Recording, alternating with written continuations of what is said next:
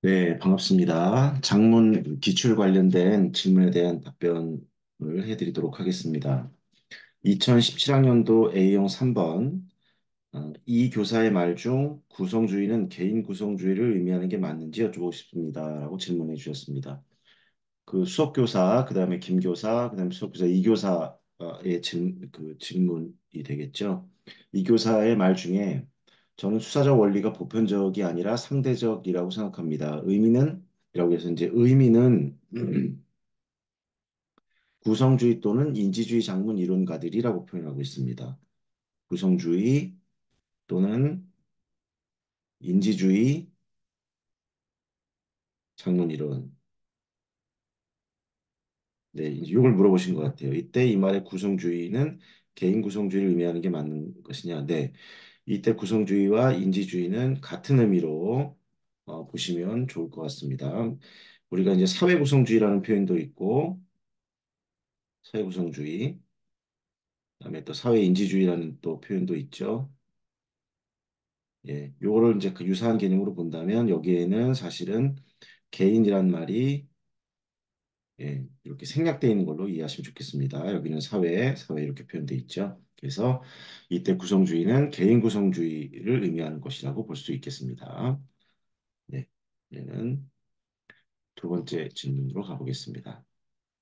네, 이번에는 2017학년도 A형 10번 문항입니다. 쓰기 과정의 원리가 회귀성을 의미하는 건지 여쭤보고 싶습니다. 상위 인지랑 답이 많이 갈리는 것 같은데 뭐가 왜 맞고 틀리는지 궁금합니다. 라고 질문을 해주셨습니다. 여기 이제 회귀성과 관련된 내용을 조금 정리해봤는데요. 한번 간단하게 읽어드리겠습니다. 회귀성. 쓰기 과정의 회귀성은 필자가 하나의 쓰기 과정에서 이후 과정으로 나가기도 하지만 그래서 이제 과정이란 표현을 어찌됐건 직접적으로 사용하고 있죠. 언제든 이전의 과정으로 되돌아가기도 하는 현상을 뜻한다. 예를 들어 필자는 글을 작성하다 말고 개요를 다시 작성하기도 하고 개요를 작성하다 말고 돌아갈 수 있다는 말인 거죠. 회귀니까. 고쳐쓰기 과정에서 글의 내용을 변경하거나 새롭게 작성해야 한다는 문제를 인지하자 앞서 과정으로 돌아가 새롭게 계획하기, 생성하기, 작성하기로 과정을 수행한 것이다. 비단 고쳐쓰기 과정에서뿐만 아니라 필자는 쓰기 어떤 과정에서도 문제 상황에 부딪힐 경우 얼마든지 선행쓰기 과정으로입니다. 정으로 회귀할 수 있다. 한편 쓰기 과정의 이러한 회귀성은 쓰기 과정의 회귀성이죠. 필자가 구체적인 쓰기 상황 속에서 끊임없이 자신의 쓰기 과정을 점검하고 평가하고 조정하는 상위 인지를 가동시키면서 목표 지향적. 그러니까 회귀성과 상위 인지가 훨씬 더 큰 개념으로 봐야 되겠죠. 회귀성은 그 쓰기 과정의 원리가 되겠습니다. 일단은 그렇게 두시고요. 가는 것이다. 필자는 이러한 문제해결 과정으로서의 쓰기를 통해 사고를 확정 정리하면서 당초에 전달하고자 했던 의미에 접근해 간다고 할 수 있다. 이와 같이 쓰기 과정은 컨베이어 벨트에서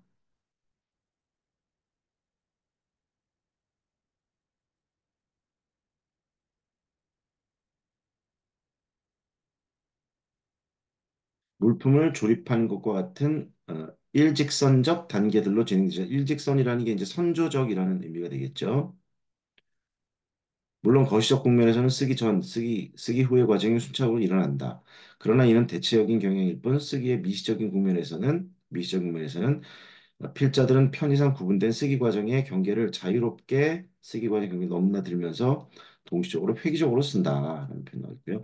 이처럼 쓰기 과정은 진공의 단계에서 단기적으로 이루어지지 않고 단계적이다, 선조적이지 않고 다양한 복잡한 요인들의 영향을 받아 때로는 동시적 회귀적으로 이루어진다. 쓰기 이론 역시 이를 정교화하여 쓰기 과정을 구분하여 좀 정교화하고 쓰기 과정의 동시성과 회귀성에 주목하면서 쓰기 과정에 영향을 미치는 요인을 보다 풍부하게 발견하는 방향으로 진행되어 왔다. 그러니까 성 또는 회귀성의 원리라고 본다면 이것은 선조적인 단계들과 좀 대비되는 요 선조적인 단계와 대비되는 그런 표현으로 언제나 돌아갈 수 있다라고 하는 그런 쓰기 과정에서 언제 한쪽으로만 가는 것이 아니라 되돌아갈 수 있다라는 의미로 사용되고 있다는 걸 이해할 수 있고요. 그 다음에 이제 그 상위인지에 대해서 조금 한번 읽어보면요. 쓰기 이게 기능입니다. 쓰기 기능과 전략에 더해 쓰기 수행과 관련해 중요하게 작용 요소로 상위인지가 있다. 상위인지는 학습자가 자신의 인지적 상황에 유의하면서 과제 수행을 점검, 통제, 조절하는 정치적 기제로 초인지라고 한다. 즉, 상위인지란 자신의 인지 활동에 대해 알고 이를 조절할 줄 아는 능력을 뜻한다. 쓰기와 관련할 때 상위인지는 필자가 쓰기 활동을 수행하면서 쓰기 목적에 비추어 자신의 쓰기 행위를 점검, 평가하여 이를 조정해 나가는 일과 관련된다. 즉, 쓰기 과정에서 활용하고 있는 기능과 전략이 원활하게. 그래서 이제 상위인지라는 이런 그 쓰기에서 이런 표현을 쓸 때는 일단 기능과 전략, 내가 이제 쓰기의 어떤 방법적, 구체적인 방법적인 어떤 전략과 관련된 부분들을 언제 꺼내 쓸 것인지, 또 꺼내 쓴 것이 적절한지 아닌지를 이제 판단하는 그런 표현으로 볼 수 있죠. 적동하지 않을 때 그 문제를 인식하고 평가하며 새로운 대안을 탐색하고 적용하는 일체의 작업들은 필자의 상위인지에 의해 가능하다. 상위인지는 필자의 쓰기, 수행을 관리하는 총체적 능력으로서 중요한 역할을 한다라고 표현이 되어 있습니다.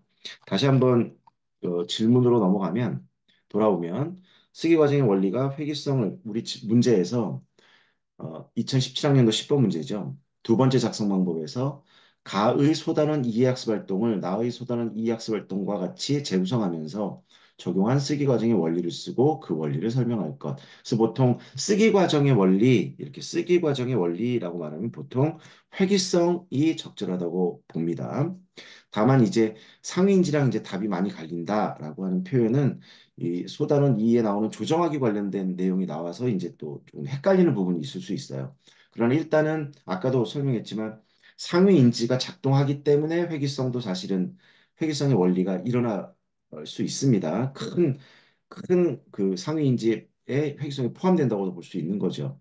근데 이 문제의 의도에서, 이 문제의 맥락에서는 소단원 2의 학습활동 첫 번째 재구성 전회를 보면 계획하기에서 생성 조직하기로 화살표가 선조적으로 내려와 있는 것 확인할 수 있을 겁니다. 이거에 비해서, 그러니까 이게 가라는 재구성 전이라고 하는 것이 이 쓰기의 원리에 답을 낼 때 뭔가 전제가 된다고 보시면 좋아요. 다시 말하면 계획하기, 생조직하기, 작성하기, 고쳐쓰기가 가에서 재구성 전에는 선조적이었다가 가에서는 나에서는 획기적이라는 그래서 요 원리를 묻고 있습니다. 요거의 두 개를 대비시키기 위해서. 그죠? 물론 나에서 재구성한 후에 원리에 조정하기가 들어갔기 때문에 크게 보면 상위 인지의 내용이 포함됐다고 볼 수 있습니다. 분명히.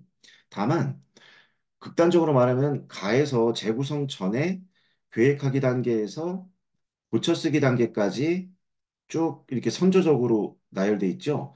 그런데 어떻게 보면 상위인지는 이 계획하기 단계 내에서도 일어날 수 있습니다. 내가 계획하기에 어떤 전략을 사용했는데 그 전략에 문제가 있다고 판단되면 계획하기 내부에서 계획하기를 수정할 수도 있거든요. 그래서 어, 양쪽에 다 상위인지가 크게 본다면 사용될 수 있고 다만 차이점은 뭐냐면 가에서는 선조적인 선조성의 원리가 사용되었다고 본다면 나는 회귀성의 원리가 사용되어 있다고 볼 수 있다. 그래서 어, 가에서 나로 이렇게 재구성한 부분에 답을 쓰려면 가가 또 하나의 근거가 될 수 있다는 것. 이렇게 좀 문제를 이해하면 좋을 것 같습니다. 다음 문제는 2017학년도죠. 2017학년도 B형 3번, 서술형 3번 문제입니다. 어떻게 4점으로 채점되는지 여쭤보고 싶습니다. 신뢰성, 타도, 공정성을 합쳐서 총 4종류를 찾아야 하는 건가요? 만약 그렇다면 어떤 교양 프로그램 전문가가 나눠져서 신뢰성 두 가지로 보는 건가요? 이렇게 질문을 해주셨는데요. 약간 이 문제는 뭐 약간의 논란이 조금 있을 수 있다는 생각이 듭니다. 일단 그 문제가 작성 방법이 그 3문단과 4문단 그죠? 문제를 한번 읽어보면요. 작성 방법. 가의 평가 범위와 3. 평가 과제를 참조하여라는 말은 신뢰성, 타당성, 공정성을 일단 참조하라는 이야기입니다. 네. 하여 나의 3문단과 4문단. 3문단, 4문단 각각에서 주장의 근거가 부적절한 이유를 이제 구체적으로 설명하라라고 이야기를 하고 있습니다. 배점 일단 예시 답안으로 본다면 3문단에서는 일단 주장이 스마트폰을 교실에 사용하면 높은 수업 효과, 스마트폰입니다.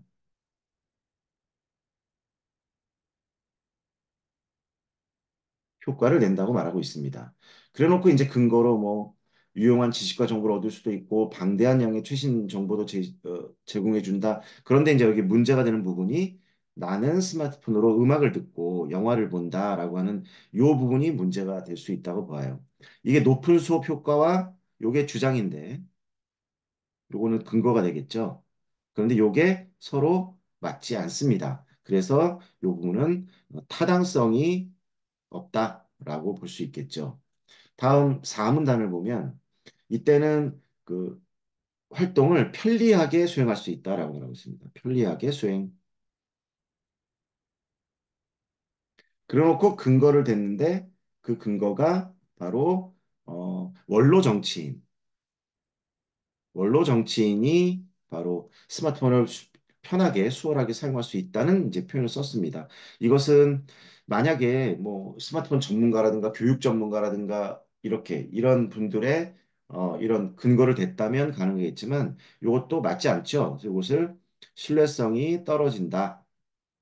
라고 볼 수 있겠습니다. 그래서 이렇게 일단은 이렇게 그 근거가 부적절한 이유를 주장은 이것이고 근거가 이렇게 매치되지 않아서 어울리지 않는다라고 하면 뭐 이렇게 배점을 2점을 줄 수 있겠죠. 또 편리하게 수행한다는 주장에 비해서 서로 그 전문가가 아닌 비전문가의 주장 근거를 대고 있죠. 그래서 이것도 주장과 근거가 서로 주장은 이거고 근거가 어느 정치인의 이야기인데 그 서로 주장에 대한 신뢰할 수 있는 근거가 아니다라고 하는 신뢰할 수 있는 근거가 아니다라고 하는 그 설명을 한다면 2점 배점을 줄 수 있다고 볼 수 있겠습니다.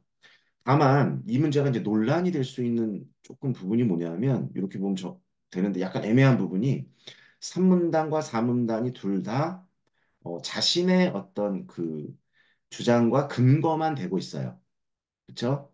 반면에 이제 그 전체 흐름에 보면 결국은 이제 결국은 스마트폰 사용이 현재 교실에서 금지되고 있다라고 하는 전체 흐름의 내용은 그거죠.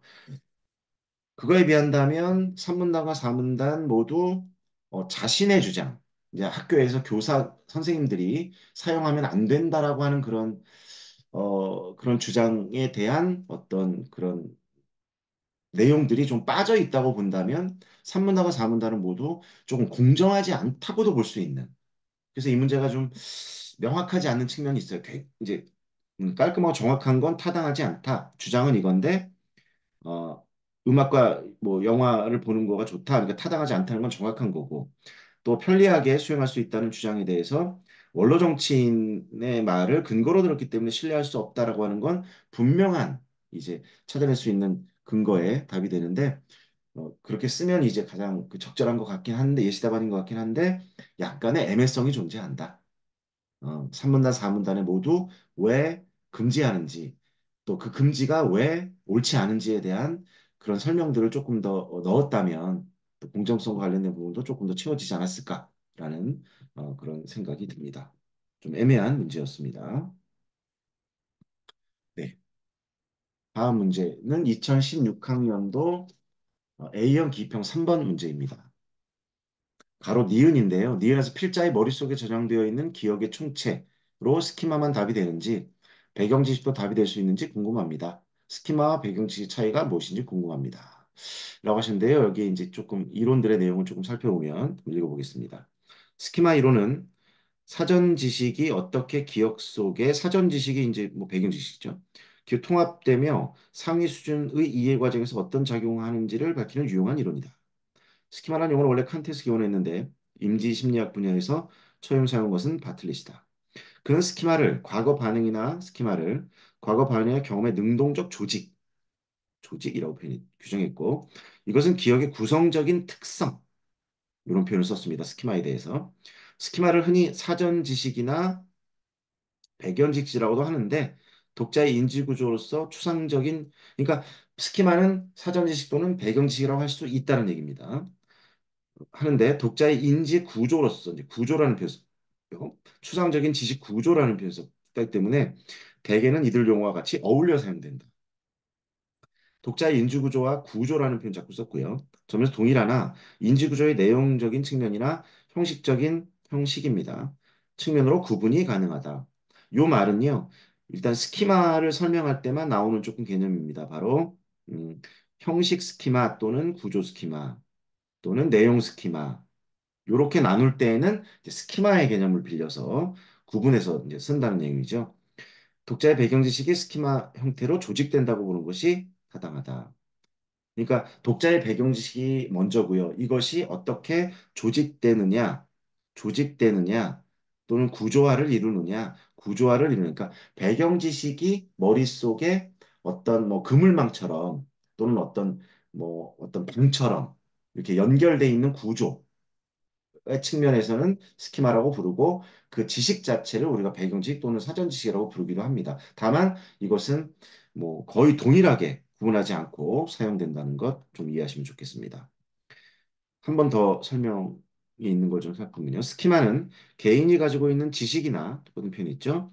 경험의 총체라는 것을 써요. 그러니까 여기서 지금 구조라는 말, 총체라는 말, 지식의 총체, 지식의 구조 이것을 스키마라고 부른다. 스키마란 용어 자체는 지식을 정의할 수 있는 장치 또는 틀, 장치 또는 틀 이런 표현을 쓰고 있죠. 이건 이제 스키마에 대한 설명입니다. 일반적으로 그 장치 속에 들어있는 지식이나 경험도 스키마로 불린다. 그래서 구별하지 않고 쓴다라는 표현입니다. 스키마는 우리가 책을 읽을 때 글의 의미를 이해하고 예측하거나 이측이나 추론하고 비판하는 등의 활동을 하는 데 영향을 끼치고 글의 내용을 기억하거나 인출하는 등의 영향을 끼친다. 즉 글을 읽을 때 자신의 스키마를 적절하게 활용하면 글을 좀 더 풍성하게 이해할 수 있으며 내용을 더 오래 기억할 수 있다. 스키마는 흔히 내용 스키마와 아까 말씀드렸죠. 이렇게 내용 스키마, 형 스키마 이렇게 나눠본다. 고 나머지 이제 읽어보시면 될 것 같고요. 다시 정리하면요. 일단은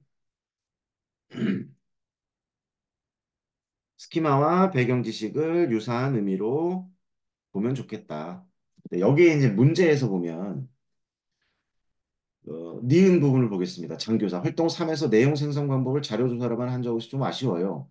자료조사가 필요해도 우선은 학생의 이제 뭐가 들어가느냐 스키마, 배경 지식 또는 장기 기억이라는 표현도 가능할 것 같습니다. 스키마를 활용하면 좋겠어요. 이것은 가장 빠르면서도 효과적으로 내용에 접근하는 방법이거든요. 장문의 인지 과정 모형에서도 이것을 중시하더군요. 이론적으로도 그렇다는 말씀인가요? 그럼요. 장문의 인지 과정 모형에서는 이것을 필자의 머릿속에 저장되어 있는 기억의 총체로 설명한답니다. 장문의 인지 과정 모형에서는 또 장기 기억이라는 표현을 쓰고 있어요. 여기 장기 또 그다음에 기억의 총체. 아까 여기 총체라는 말 썼죠? 로 설명한답니다. 그러니까 학생들에게도 이것을 활용하게 할 필요가 있어요. 그래서 여기서의 의도로 본다면 이제 총체라는 말 썼고 이런 거로 본다면 스키마라고 써도 좋고 배경식이라고 해도 가능하고 이 경우는 장기 기억이라고 해도 가능하다. 다만 이제 문제의 맥락이 달라져서 이제 내용적인 어떤 스키마 또는 형식적인 스키마를 구분해서 물어볼 때에는 스키마라는 개념으로 정리를 하면 좋을 것 같습니다. 네, 이상으로 내용 정리 마치도록 하겠습니다.